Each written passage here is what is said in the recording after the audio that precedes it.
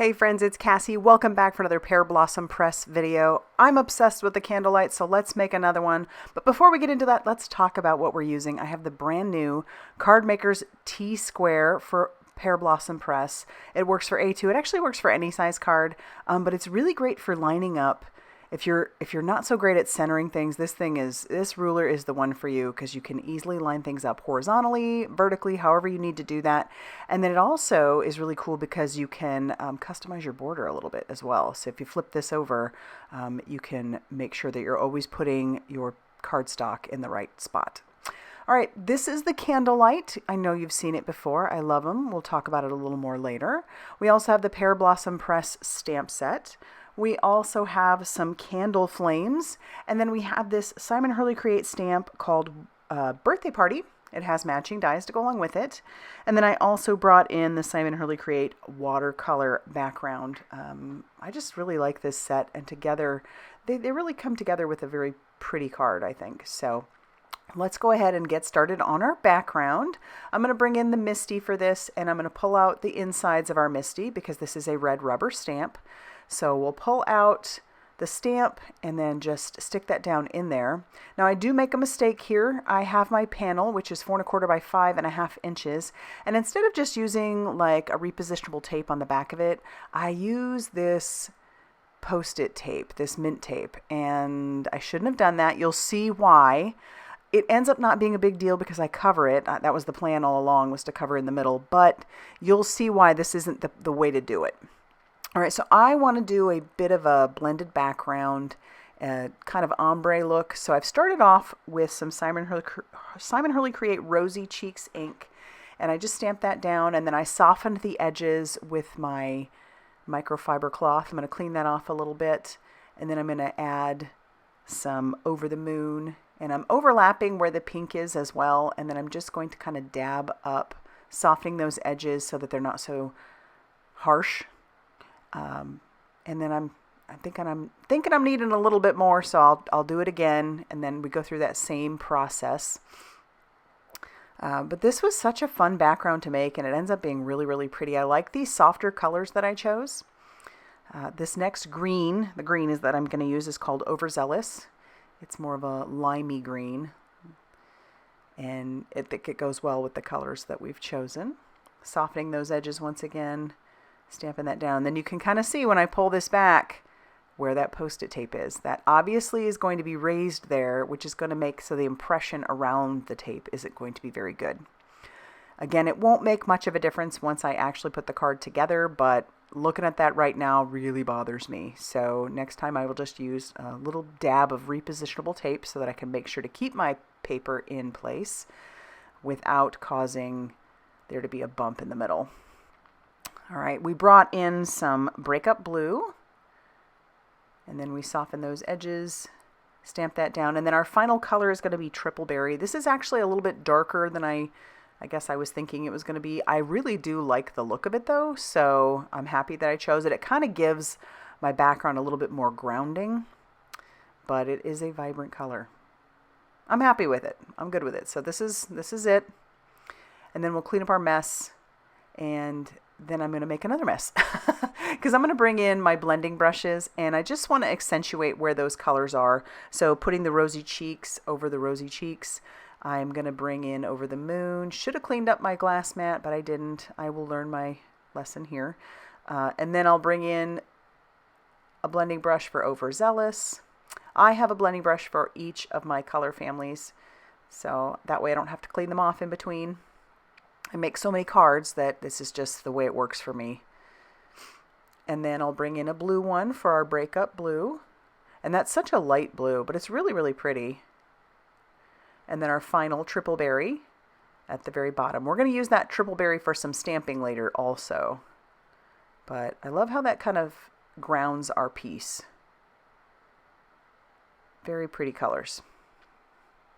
All right, so now we're going to stamp out our cake. I'm going to use some Blackout ink by Ink on 3. Any black ink will really do. I just decided to grab that one because it was right there. And I'm going to ink that up a couple times. This is actually a 2-step stamp. It comes from that birthday party stamp set. And so this part will color the icing. So this is where I bring in that Triple Berry and I stamp the icing.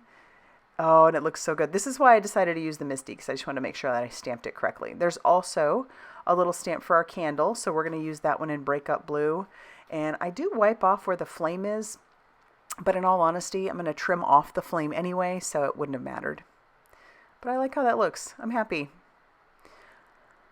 All right, we are going to stamp down a couple of sentiments, because the neat thing about these matching dies is they do have matching dies for the main sentiments. So I'm going to ink those up with some VersaFine Clair Nocturne ink. It's just a crisp black pigment ink. And then I'm going to tack down the matching dies with a little bit of that mint tape. And then we can run this through our die cutting machine, and we'll have all of our pieces stamped and die cut out. Then we can move on to the super fun part of making this a light up card.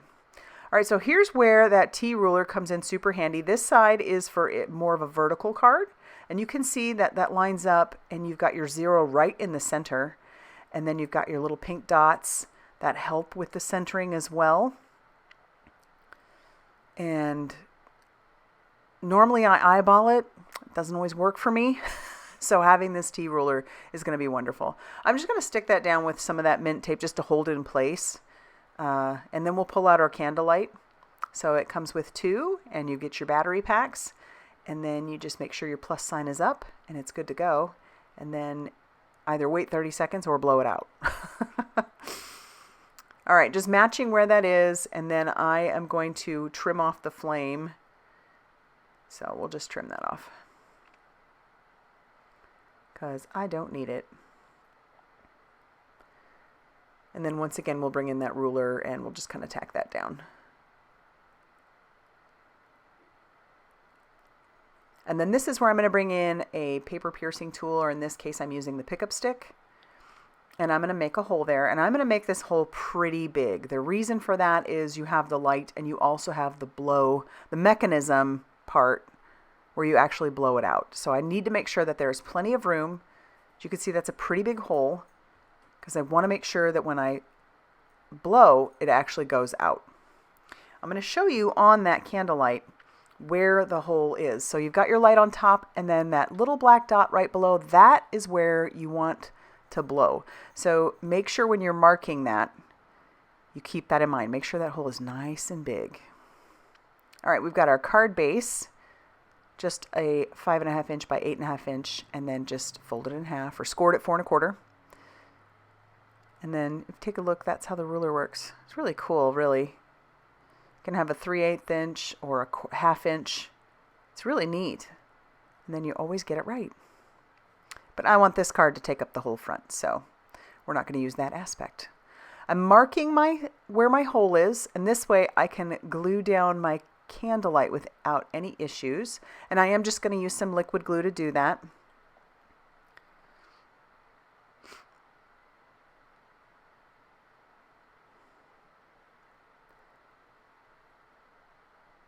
Yep. And then we can start working on the front of our card. I just want to make sure that it will blow out. No issues. All right, so now we can peel off that Post-it tape, and we can glue down our cake, and it covers up the little mistake, so no one would know if you didn't watch the video. Always checking. And then I'm going to bring in the candle flames. Now there are several sizes of these in there. I'm going to use the smaller one because I still need that hole to be accessible. So I've kind of pushed that hole more off to the right hand side when I did it. I made it a little bit bigger on that right hand side, and then I'm just gluing that candlelight down, or candle flame, and I still have the hole accessible. So we'll bring in our ruler again, and then we can center up our sentiments. So I've got the 2 sentiments. We've got Happy Birthday and Make a Wish, which is perfect for this blowout candle, right? So we'll use some reverse tweezers and some liquid glue, and we can adhere that down using our T ruler.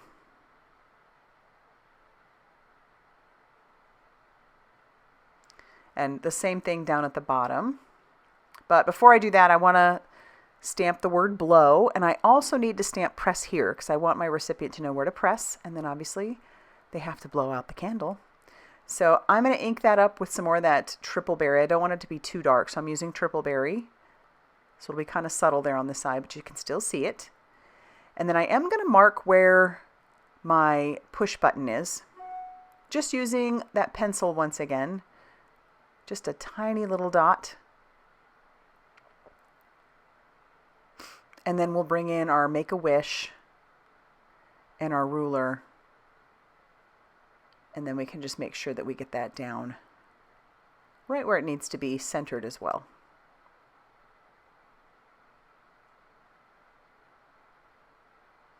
And then we can stamp out our sentiment that says press here.